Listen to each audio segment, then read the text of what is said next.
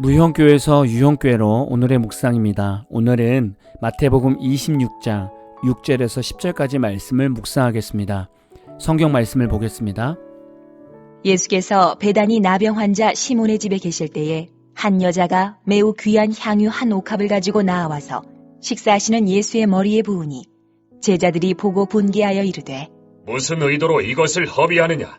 이것을 비싼 값에 팔아 가난한 자들에게 줄 수 있었겠도다. 하거늘 예수께서 아시고 그들에게 이르시되 너희가 어찌하여 이 여자를 괴롭게 하느냐? 그가 내게 좋은 일을 하였느니라. 가난한 자들은 항상 너희와 함께 있거니와 나는 항상 함께 있지 아니하리라. 이 여자가 내 몸에 이 향유를 부은 것은 내 장례를 위하여 함이니라. 내가 진실로 너희에게 이르노니 온 천하에 어디서든지 이 복음이 전파되는 곳에서는 이 여자가 행한 일도 말하여 그를 기억하리라 하시니라. 오늘 말씀에서 예수님은 베다니 나병 환자 시몬의 집에 가셨습니다.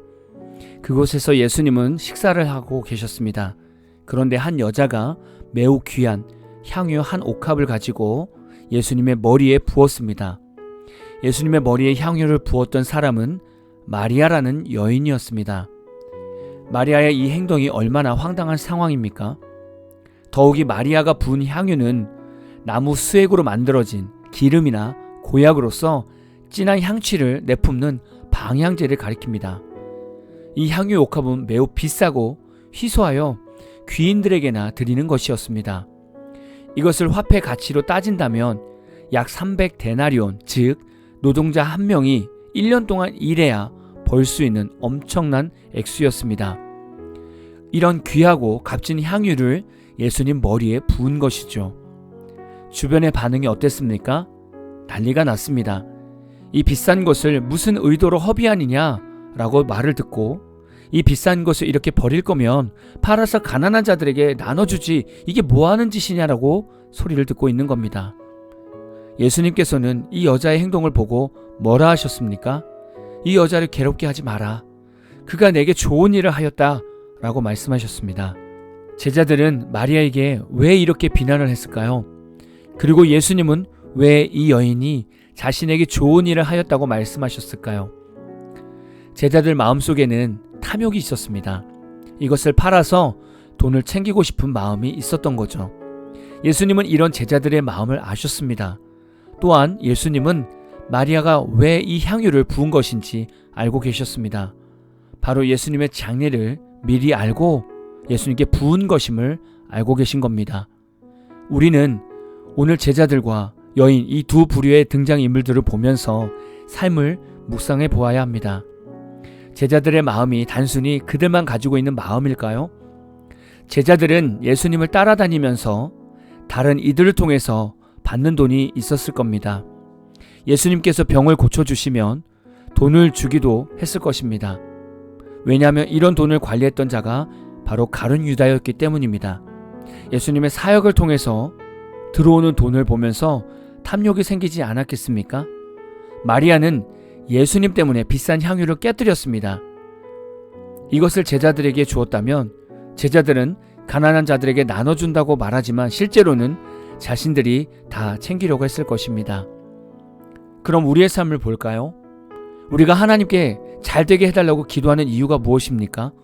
처음에는 사업이 잘 되고 취업이 되면 하나님께 11조를 하고 감성금을 드리고 교회에 도움이 되는 성도가 될 것이라고 결단하면서 하나님의 축복을 구하지 않습니까? 그런데 하나님의 축복을 받으면서 하나님을 향한 감사는 사라지고 어느 순간 내 중심으로 모든 일이 바뀌게 됩니다. 내가 일했으니까, 내가 열심히 했으니까 부유하게 된 것이지 라고 생각합니다.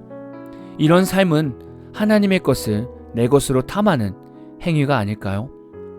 우리가 이런 목회자, 성도라면 하나님이 어떻게 큰 것을 맡기시겠습니까? 반면 마리아와 같은 성도가 있을 수 있지 않습니까? 내가 열심히 벌고 노력한 것을 주를 위해 내어드리는 것입니다.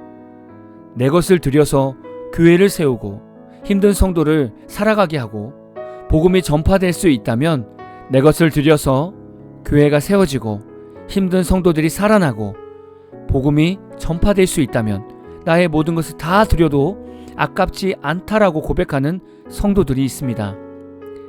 예전에 믿음의 선조들을 보면 이런 분들이 많지 않습니까?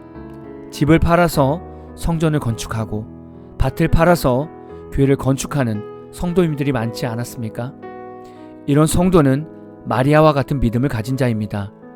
단순히 헌금을 말하는 것이 아닙니다. 우리의 시간과 체력도 마찬가지입니다.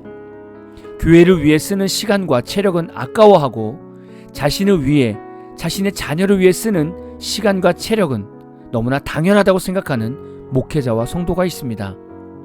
여러 목회자들과 만나서 얘기를 나누다 보면 참 속상한 말들을 많이 듣습니다.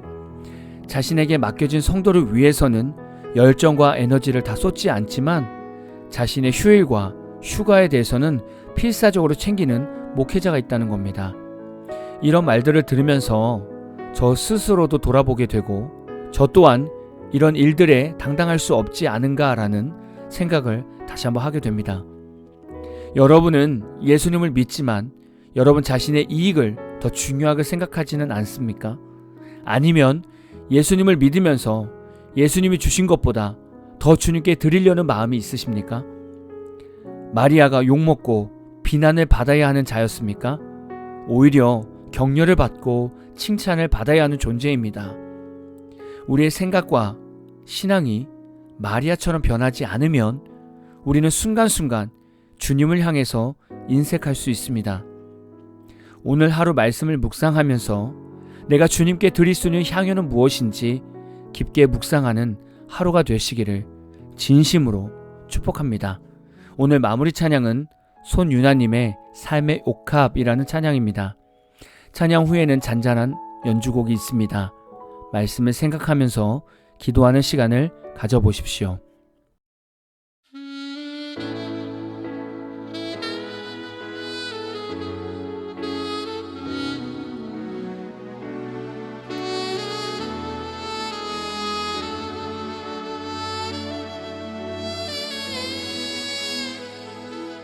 순전한 나의 삶의 옥합 깨뜨려 주께 모두 드리리. 나의 가장 귀한 것 주께 드리리. 나의 주님 예수.